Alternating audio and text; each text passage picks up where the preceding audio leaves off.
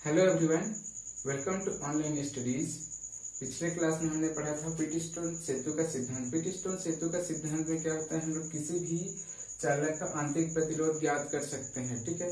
और चालक पर इस प्रकार चार प्रतिरोध लगाते हैं कि वे इस प्रकार व्यवस्थित हो कि उसमें जो गैल्वेनोमीटर रहेगा, धारामापी रहेगा, तो उसमें कोई भी विक्षेप ना हो। मीन्स जब हम लोग उसको बैटरी से कनेक्ट करते हैं, स्विच जब ऑन करते हैं तो उसमें कोई भी विक्षेप नहीं होता है। मीन्स वो संतुलन की अवस्था में रहती है, तब हम लोग चालक का प्रतिरोध आसानी से ज्ञात कर सकते हैं। समझ आया कि नहीं? तो चलो उसी पर बेस्ड व्हीटस्टोन सेतु के सिद्धांत पर बेस्ड अगला टॉपिक देखते हैं हम लोग का मीटर सेतु। मीटर सेतु क्या है? लंबा सा तार होता है जहां से हम लोग को क्या है, प्रतिरोध ज्ञात करना होता है। कोई सा भी एक लंबा 1 मीटर का लंबा तार होगा जहां पे हम लोग को क्या करना है, वहां का प्रतिरोध ज्ञात करते हैं, ठीक है। उस तार की सहायता से हम लोग क्या करते हैं, प्रतिरोध ज्ञात करते हैं, प्रतिरोध या विशिष्ट प्रतिरोध, ठीक है। तो ये जो तार होता है वो मैग्नीन या कांस्टेंट का बना होता है, ठीक है, जो कि एक लकड़ी के तख्ते पर अटैच होता है, ठीक है। इसका आप लोग प्रैक्टिकल भी करेंगे, ठीक है। इसका प्रैक्टिकल होता है, ठीक। तो अब देखो, वो जो तार होता है इसके दोनों सिरों को हम लोग क्या करते हैं, एल आकृति की दो मोटी पट्टी से जोड़ देते हैं, ठीक है। दो मोटी पट्टी मीन्स ये देखो एल आकृति का है, ये भी, ठीक है। तो उसको हम लोग क्या करते हैं, दो मोटी पट्टी लगा देते हैं एल आकृति का, जिसका प्रतिरोध क्या होता है, नगण्य होता है, ठीक। अब देखो यहाँ पे हम लोग लिए हैं बिंदु ए से सी लिए हैं। हम लोग 1 मीटर तार लेते हैं मान लो, ठीक है। तो वो जो तार की जो लंबाई है उसको ए और सी से डिनोट किए हैं, ठीक है। जहां सी तक की जो लंबाई है वो क्या है, 100 माइनस एल है। देखो 100 सेंटीमीटर का हम लोग एक स्केल यहाँ पे लेते हैं और 1 मीटर इक्वल टू कितना होता है, 100 सेंटीमीटर होता है। तो ये जो तार की लंबाई है वो कितनी है, 100 सेंटीमीटर है, ठीक है।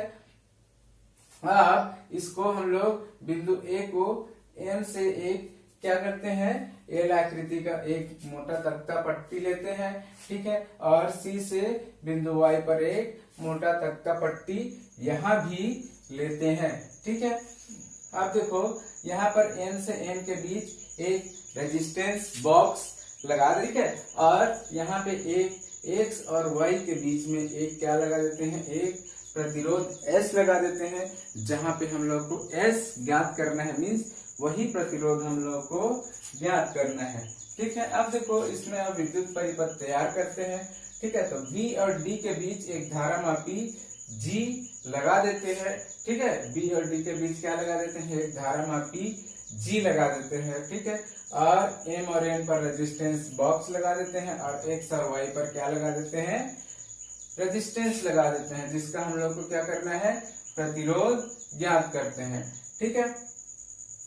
अब देखो मान लो बिंदु ए जो है एल दूरी पर स्थित है और क्या है, वो संतुलन की स्थिति में है, ठीक है। तो ए बी की जो दूरी होगी वो एल होगी और बी सी जी की जो दूरी होगी वो 100 माइनस एल हो जाएगी, ठीक है। तो जैसे कि हम लोग लिए थे व्हीटस्टोन सेतु में, क्या लिए थे, P/Q इक्वल टू R/S आया था, ठीक है। जहां पे P Q R S क्या थे, वहां के प्रतिरोध थे, ठीक है। समझ आया कि नहीं? तो यहाँ भी ऐसे ही कुछ होगा। मान लो A B को क्या ले रहे हैं, हम लोग P ले रहे हैं और B C को क्या ले रहे हैं, Q ले रहे हैं। वैसे ही M N को क्या लेंगे, R लेंगे और X Y को क्या लेंगे, S लेंगे, ठीक है। ये सेम व्हीटस्टोन सेतु के सिद्धांत पर ही आधारित है, ठीक है। तो P equal to sigma into l हो जाएगा, Q इक्वल टू क्या हो जाएगा, सिग्मा 100 माइनस एल, ठीक है। जहां सिग्मा क्या है, तार प्रतिरोध है, यहाँ पे 100 सेंटीमीटर है, तो प्रति सेंटीमीटर की लंबाई का प्रतिरोध है सिग्मा, ठीक है। अब देखो व्हीटस्टोन सेतु के सिद्धांत से क्या होता है, P/Q इक्वल टू R/S, ठीक है। तो P का वैल्यू क्या दिया, यहाँ पे सिग्मा/L, Q का क्या दिया है, सिग्मा इंटू 100 माइनस एल। अब देखो सिग्मा से सिग्मा क्या हो जाएगा, कैंसिल हो जाएगा, तो R/S equal to L/100 minus L, ठीक है। तो यहाँ से S निकालेंगे तो R का इसके साथ मल्टीप्लाई हो जाएगा और ये उल्टा हो जाएगा, तो आर और यही जो है प्रतिरोध, इसी का हम लोग को मान ज्ञात करना है। तो मीटर सेतु की सहायता से देखो, ये एक लंबा तार AC लिए हैं और इसका प्रतिरोध हम लोग क्या करते हैं, ज्ञात कर लेते हैं।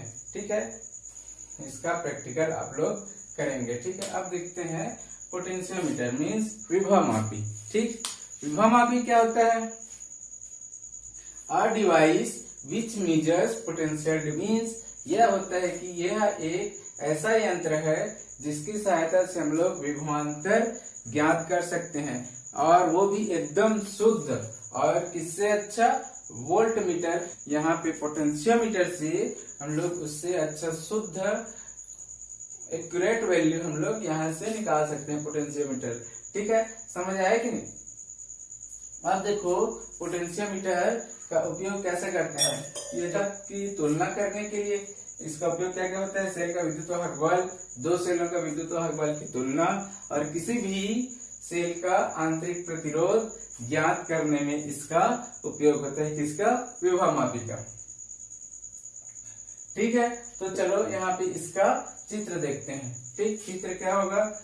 यहाँ से एक तार है, ये भी एक तो तार लेते हैं, A और B एक इसके तार है, और एक बिंदु C लेते हैं, और इस पूरे तार की जो लंबाई है क्या है? B है। ठीक है, RH क्या है? रियोस्टेट। रियोस्टेट मीन्स धारा नियंत्रक। धारा नियंत्रक जो धारा को कंट्रोल करता है उसको बोलते हैं धारा नियंत्रक। ठीक है, और V क्या है? वोल्टेज है। ठीक है, तो पोटेंशियल ग्रेडियंट मीन्स विभव प्रवणता क्या होगी? Potential per unit length. ठीक है, मीन्स विभव उसकी प्रति एकांक लंबाई। ठीक है, पोटेंशियल विभव प्रवणता क्या होगी? विभव की प्रति एकांक लंबाई। ठीक है, और इसको डिनोट करते हैं K से। तो प्रति एकांक लंबाई मीन्स विभव की प्रति एकांक लंबाई मीन्स V/L।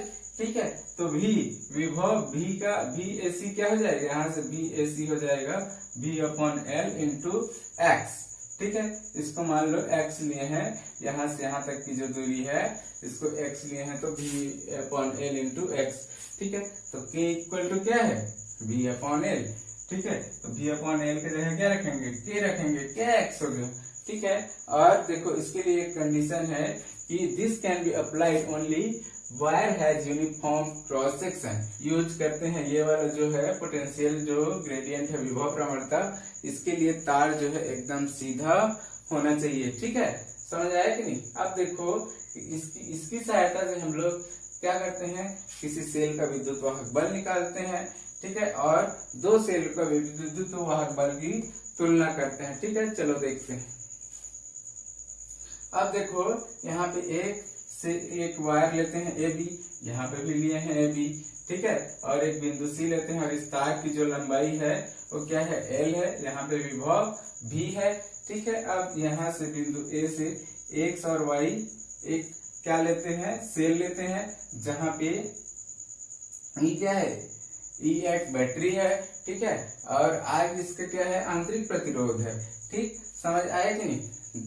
तो जब हम लोग सेल को, बैटरी को, जब इसको हम लोग जोड़ देते हैं और विद्युत धारा प्रवाहित होने लगती है, ठीक है, तब देखो अगर ये जो गैल्वेनोमीटर है धारा मापी है, उसमें अगर कोई भी डिफ्लेक्शन नहीं होता है, धारा मापी में अगर कोई डिफ्लेक्शन नहीं होता है, ठीक है, तो इसको क्या बोलते हैं हम लोग? इसको हम लोग नल पॉइंट बोलते हैं। अगर इस धारा मापी में कोई भी डिफ्लेक्शन नहीं होता है तो इसको हम लोग नल पॉइंट बोलते हैं। मीन्स हम लोग बोल सकते हैं कि ये जो बिंदु C है इसमें कोई भी करंट नहीं है। ठीक है, और यहाँ पे जो K होगा, K क्या होगा? Potential drop across the wire, means विभव। ठीक है, विभव होगा इस पूरे वायर का। ठीक है, समझ आया कि नहीं? अब देखो यहाँ पे अगर हम लोग निकालें विभव में डिफरेंस, ठीक है, तो VAC इक्वल टू क्या हो जाएगा? VXY। देखो VAC जो होगा वो VXY होगा, मीन्स इसमें अगर परिवर्तन हुआ तो इसमें भी परिवर्तन होगा। ठीक है, तो VAC इक्वल टू क्या हो जाएगा? हम लोग पहले ही निकाल चुके हैं, V/L इंटू X हो जाएगा। ठीक है, और डेल XY मीन्स यहाँ पे क्या हो जाएगा? ई हो जाएगा, इसका विद्युत वाहक बल ई हो जाएगा। तो V upon l equal to क्या आता है, के।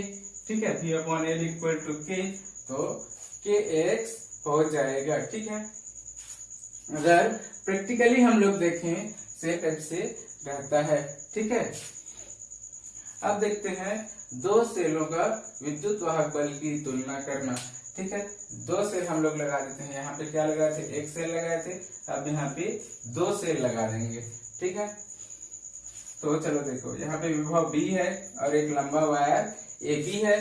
ठीक, और इस तार की जो लंबाई है वो L है। ठीक है, अब इसको दो पार्ट में डिवाइड कर देते हैं, L1 और L2 पे। और J1 J2 क्या है, यहाँ पे J जो है जॉकी है, जिसकी सहायता से हम लोग क्या है, जॉकी ऐसे ऐसे मुड़े रहता है, इसको हम लोग ऐसे फिक्स करते हैं। ठीक है, तो जॉकी जो है J1 J2 दो जॉकी है। ठीक है, और यहाँ पे एक गैल्वेनोमीटर G लगा देते हैं। ठीक है, इसको अटैच कर देते हैं सेल से। ठीक है, तो देखो E1 और E2 जो दो सेल हैं। ठीक है, और K1 K2 दो स्विच है। ठीक, अब देखो इसमें तुलना कैसे करते हैं दो सेल का विद्युत वाहक बल की।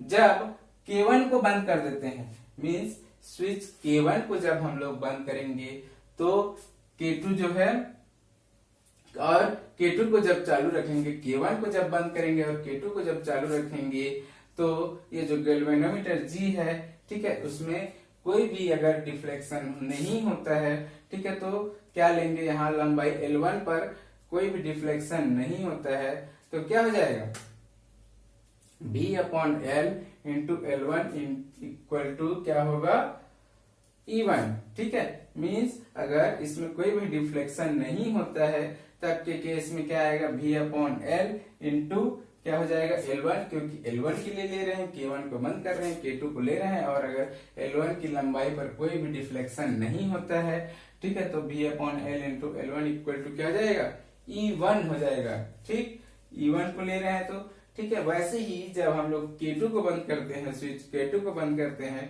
और K1 में अगर कोई भी डिफ्लेक्शन, अगर गैल्वेनोमीटर का कोई भी डिफ्लेक्शन नहीं आता है, K1 मीन्स किसको लेंगे, L2 को लेंगे, तो भी ऐसे ही V upon l into L2 equal to क्या हो जाएगा, E2। तो अगर हम लोग इक्वेशन 1 को इक्वेशन 2 से भाग दे देंगे तो V अपॉन एल और V अपॉन एल क्या हो जाएगा, कैंसिल हो जाएगा। तो E1 upon E2 equal to L1 upon L2, means हम लोग यहाँ पे ये बोल सकते हैं कि जो विद्युत वाहक बल होंगे उसके लंबाई की क्या होंगे, इक्वल होंगे। ठीक है।